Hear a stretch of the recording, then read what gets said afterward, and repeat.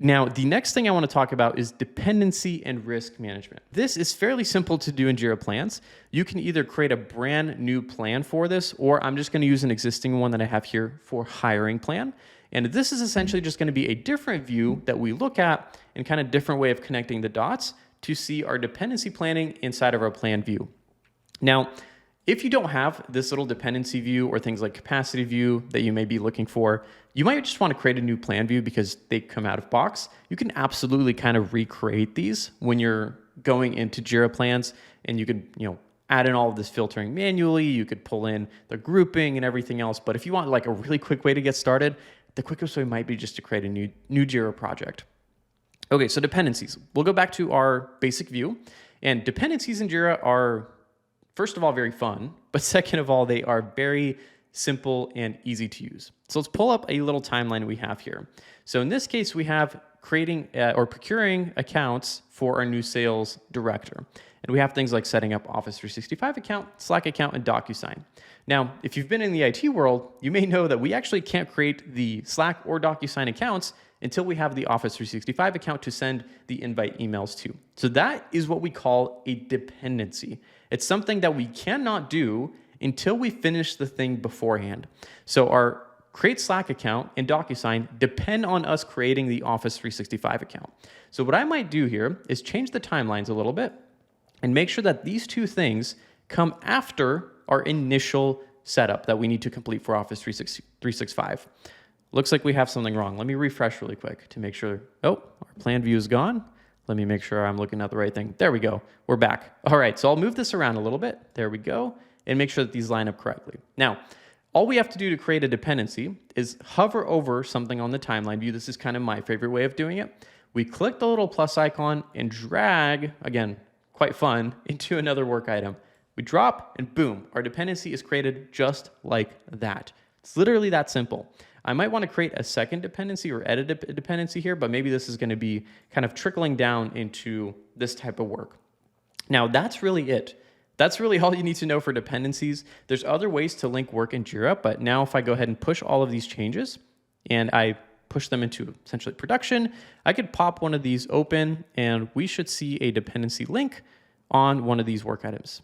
There we go. So we have our action item from procurement 133, and this is a linked work item to this one, and this one has an action item of giving access to DocuSign. So we have that dependency linked into it, which needs to be done beforehand, and we have the dependency after, which means this needs to be done before the next thing.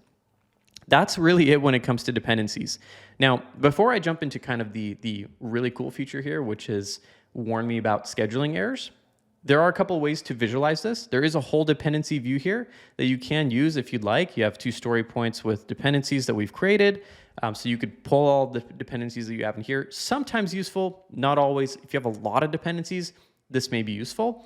There's also an entire dependencies tab that lets you see the dependencies visualized kind of in this card way. I'll be completely honest, I've never used either one of those. My preferred way of viewing dependencies is really just in the timeline view. And that's going to be kind of a basic view with the little squiggly arrows like this, because I can visually map and see like, okay, this thing needs to get done before the following item. And to me, that makes the most sense. To a lot of people, dependencies here may be relevant, especially if there's a lot of them. But I think for most people, this is really going to be the view that you end up using, sometimes just referencing maybe the dependencies or different types of views. That's really it for creating and managing dependencies in plan views. Real quick, I know this looks like a lot, and if you'd rather just have me and my team help implement exactly what I'm showing you in this video, that is exactly what we do. If you're interested, hit the first link in the description below. Now, what these dependencies also allow you to do is to essentially give you kind of warnings and alerts. So we could trigger or toggle this on, which is warn me about scheduling errors in my plan.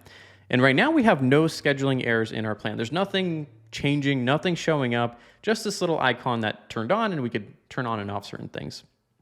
So let's say we extend this item, give access to DocuSign out a little bit further. Oh, well, we immediately get an error that says, let's take a look. On the top level, it says that this work item is okay and that there's children with warnings. Now, the reason we have it here is because if you have it rolled up, you'll have it here and you'll be able to see that and be like, okay, what's the problem here? You jump in here, you see the little icon and it's like, oh, okay. procurement 135, and it's 5 days after the parent, which should never happen, right? Ultimately, if you have a parent work item with a date and timeline, the child work item should never extend past it. So immediately caught this. And now instead of me looking through and just kind of scouring and dotting all of my I's and T's, making sure that everything aligns perfectly, I will just get a warning that says, hey, this doesn't look right. Maybe something you want to look into. Do you absolutely have to fix this? No, you could leave this on. Heck, you could toggle this off inside of your plan views here, but this would be the same as turning off your check engine light when it's on in your car by just unplugging it. You probably need to get it serviced, which is the same thing here. We probably need to look at something here and find some kind of solution to the problem that we are presented with. So we could rein this back a little bit. If we put it to the right spot, there we go. Our error immediately goes away and it's gone. So it's really going to watch out for things like that, where things don't quite align, where timeline overlaps happen, where, for example, you have dependency details where this needs to be done. And if I move this, it's showing up as red and now showing me that this starts before the parent, and all of those little details that are really cool to see at a very high level view without having to dissect all of this information and kind of go through and make sure that everything looks perfect, especially when you're dealing with plan views of like hundreds of work items, right? This is a great way to just toggle it on, scroll through everything, see what you may be missing, see what may be wrong, and immediately fix those things. And you could keep this on at all times. With whatever views you're working with. It will definitely help with certain views more than others, list views as well. But you could also turn it off if it's not something relevant that you necessarily want to see in certain views, and use it kind of at your own will whenever you like. Personally, the way I use this is I'll typically create a plan, go over and make sure everything looks good. I'll toggle this on and typically leave it on after that and fix anything that needs to be fixed. It'll also start to kind of tell you that things are behind potentially, meaning that current work that we are already doing needs to be done by now, and it's not done yet. That's something that this does as well. So if you're overdue on certain tasks, if you're overdue on certain projects, the timeline will kind of let you know about that as well, which is pretty neat. Okay, so that's pretty much it when it comes to dependencies and sort of risk management inside of these views. Real quick, if you're running a 10 to 200 person team and you're trying to set this up by yourself, the hardest part really isn't the configuration. It's getting your team to actually use what you built. After implementing Jira over 200 times myself, that's the pattern that I see every single time. Someone builds it out, the end users end up ignoring it, and 6 months later, you're trying to figure out what went wrong and how to fix it. And the mistake most end up making is that they configure the tool first and hope that the team adapts. We actually do the opposite. We fix the underlying process first and then build Jira around it. That's why it ends up sticking. Because we're so hands-on, we operate on a wait list, and our next kickoffs are 4 to 6 weeks out. And if you want to implement Jira so that it actually gets utilized, click the first link in the description.